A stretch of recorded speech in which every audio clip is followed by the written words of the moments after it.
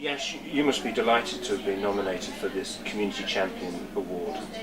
I'm very, very honoured and delighted because it's a unique honour which I'm getting and for which I've been nominated. I'm not getting yet, but on the 4th of February they will announce the winner.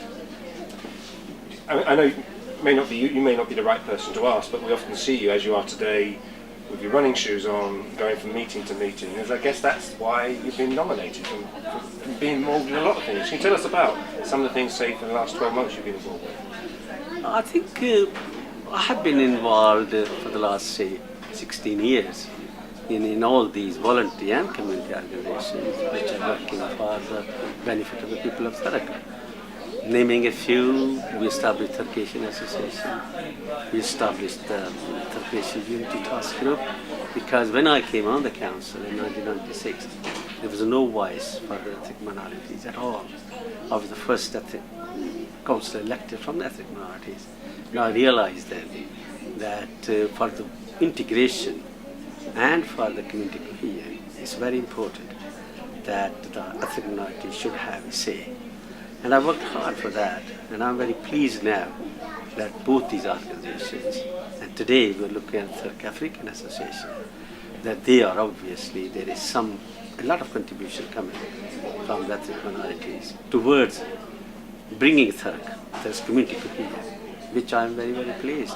But before that, I was also involved very heavily with mental health. And I'm very proud in a way that when I was a senior psychologist here, I established Thurrock Mind at that time. And around about 20 years ago, I was also instrumental in bringing about Open Door, because I was very concerned at that time that there wasn't really many opportunities for our young people, and young people, especially those who were vulnerable. And I'm very pleased that Open Door has progressed tremendously since then. And I am vice chair still of that management committee. With the CAB, I had a long association with the Citizen Vice Bill, and I work very closely with them. And I've been their trustee for nearly 16 years now. Thurrock CVS, again, is the umbrella organization.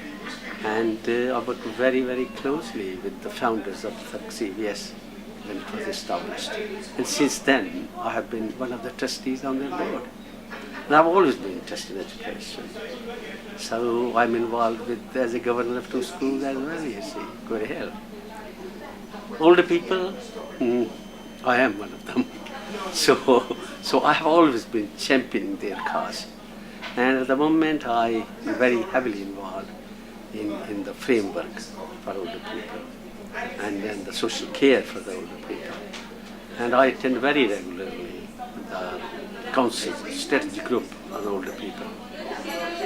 And so I'm also involved with the hate crime panel of the council, which is doing a marvelous work for making the communities look forward to, in a way, as integrated citizens of Thurrock. And that is, in a nutshell, my role has been up to now. Do you know who nominated you? I had a little inclination, because 1 or 2 people, after nominating, sent me their forms, which was surprising to me. But I'm very grateful to them that they obviously thought that I was worthy of this high honor, you see.